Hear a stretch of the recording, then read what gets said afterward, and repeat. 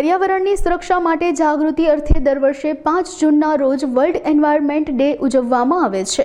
આ કાર્યક્રમના pre campaign અંતર્ગત યોજાયેલી વિડીયો કોન્ફરન્સમાં કલેક્ટર તેમજ વહીવટી તંત્રના કર્મચારીઓ જોડાયા હતા।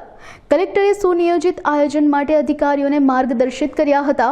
કલેક્ટર એનવી ઉપાધ્યાયે જણાવ્યું હતું કે પર્યાવરણને બચાવવા અંગે રક્ષણાત્મક પ્રવૃત્તિઓ થકી માનવ જીવનને નુકસાન થતું અટકાવી શકાય છે।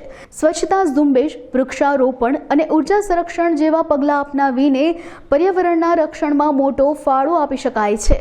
પર્યાવરણને લગતી અનેકવિધ પ્રવૃત્તિઓથી લોક જાગૃતિ ફેલાવવામાં આવશે। તારીખ 22 મે થી 5 જૂન સુધી શાળા, કોલેજો, બસ સ્ટેશન, રેલવે સ્ટેશન, વિવિધ શહેરી અને ગ્રામ્ય સ્તરે પ્લાસ્ટિક મુક્ત અભિયાન અંતર્ગત અનેકવિધ કાર્યક્રમો થકી પ્લાસ્ટિક મુક્ત ગીર સોમનાથ અંગેનો સંદેશો અપાશે।